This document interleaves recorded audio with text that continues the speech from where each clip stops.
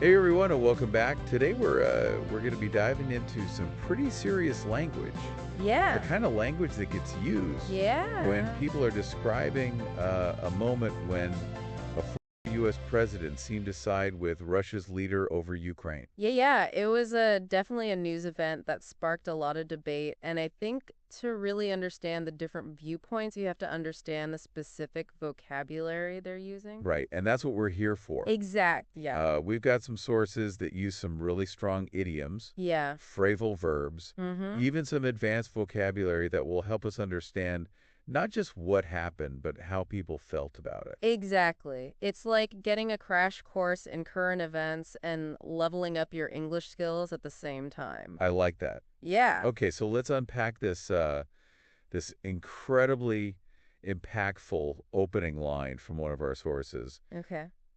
An extremely sad moment in American history. Wow. I mean, talk about setting a somber tone, right? It does, doesn't it? But it cleverly positions what follows as something truly significant, like a potential turning point. Yeah. And using the phrase American history kind of broadens the scope. It suggests that this isn't just about politics, it's about something much bigger. It's like saying this event will be in the history books, right?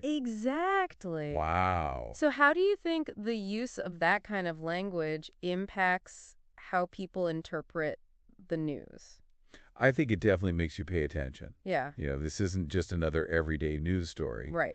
But let's get into some of the specific vocabulary they use. Okay. We've got aligning himself with rain down, Okay. stand tall, and even throw into jail. All right, let's start with aligning himself with. Okay, It's a phrasal verb that implies more than just casual agreement, wouldn't you say? definitely. It suggests a deliberate choice to stand with someone, Yeah. even when that someone is a controversial figure like Putin. Yeah, and it gets even more interesting when you consider how the source contrasts this alignment with America's traditional role as a defender of democracy. Yeah, that contrast definitely raises the stakes. Uh huh. Okay, how about rain down, as in Russia continues to rain down hundreds of missiles? I mean, Wow. wow, you could practically hear those missiles, right? It's incredibly vivid imagery. Yeah. Rain Down emphasizes the relentlessness of the attacks, Uh-huh. while hundreds of missiles underscores the overwhelming force being used. Yeah. It's a powerful combination that aims to evoke a strong emotional response. It's definitely not your typical weather report. No. Then we have stand tall, which seems to be a call to action, a way of urging resistance against these attacks. Exactly. Yeah. Stand Tall conveys courage, resilience, defiance. Yeah. It's often used to inspire people to face challenges head on and not back down even when facing overwhelming odds. Right. Mm-hmm. Okay, last one for this section, throw into jail. Okay. It paints a pretty grim picture, doesn't it? It does absolutely. The verb throw suggests a disregard for due process, a sense of brutality and injustice. Uh-huh. This phrasing is meant to highlight the perceived harshness of the actions being criticized. It definitely makes you think about the lack of freedom and fairness in certain situations. Yes. And it's interesting how these phrasal verbs can pack such a punch in just a few words. Yeah. So, for our listeners out there who are trying to master English, how can they get a handle on these tricky phrasal verbs? Well, one of the best ways is to see them in action, and that's where FunFluent comes in. Oh, yeah, FunFlu is fantastic. It is. They use movie clips to teach you new words and phrases. So, you're not just memorizing definitions, you're actually seeing how native speakers use them in real life situations. It's a game changer. It is. You learn vocabulary in context, which makes it way more memorable. Plus, who doesn't love watching movies? Exactly. It makes learning fun and engaging. All right, we've covered some powerful phrasal verbs. Up next, we'll be tackling some impactful idioms that add even more depth to our understanding of this complex situation. Don't go anywhere. It's fascinating how a single word choice Yeah. can shift the entire tone of a conversation. Right. Like using in the midst of Uh-huh. instead of simply saying during. That's a great point. It's like in the midst of it, pulls you right into the action. Yeah. Our sources use it to talk about the war in Ukraine, and it definitely creates this sense of urgency and chaos. It does, and it makes you feel like you're right there experiencing the events Yeah, alongside the speaker. totally. And then there's killed outright. Oh, yeah. which is such a blunt way to describe something so horrible. There's no sugarcoating it. No. Killed outright emphasizes the brutality and finality of the situation, leaving no room for ambiguity. Yeah. It really drives home the severity of the conflict. It's a powerful reminder that words can have real weight to them. Yes, Okay, ready to level up our vocabulary even further. I think so.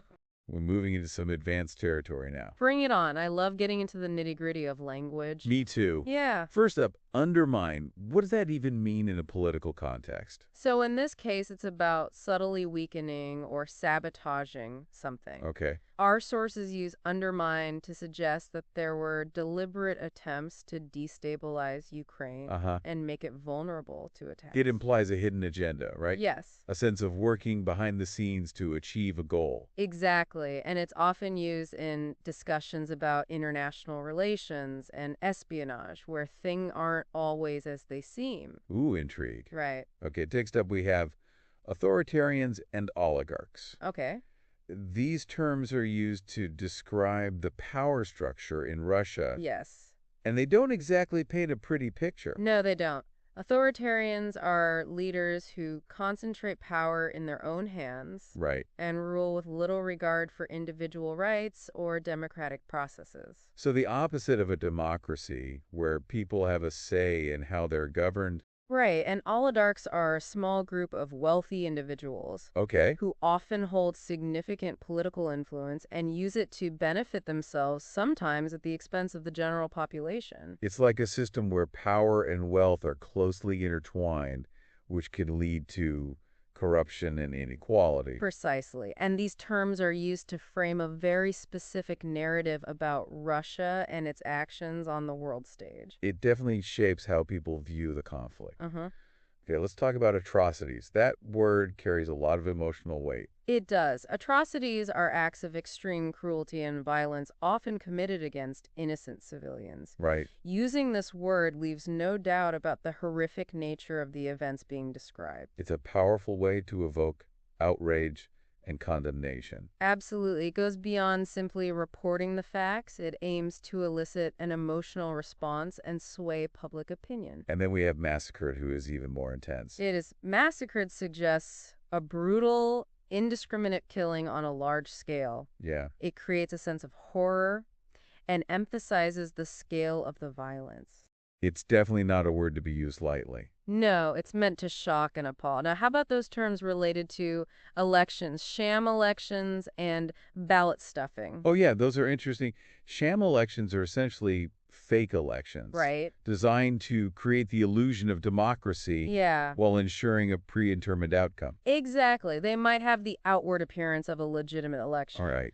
But the process is rigged, and ballot stuffing is one way to manipulate the results by illegally adding votes to inflate a candidate's numbers. It's a way to undermine the entire democratic process. And it's often used as evidence of authoritarianism, where those in power will do whatever it takes to maintain control. We also come across the term re-education camps. Yeah, That one sends chills down my spine. it definitely has a dark history. Yeah. Re-education camps are places where people are forcibly detained and subjected to indoctrination, often with the aim of suppressing dissent or forcing them to conform to a particular ideology. It evokes images of totalitarian regimes and human rights abuses. Exactly, and using this term in the context of the current situation is meant to draw parallels Right. between past abuses of power and what's happening today. It's a stark reminder that history can repeat itself if we're not careful. Yes.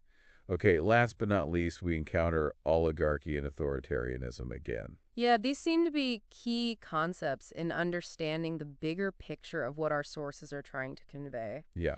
Oligarchy refers to a system of government where a small group of people hold most of the power, often based on wealth or family ties. Uh-huh.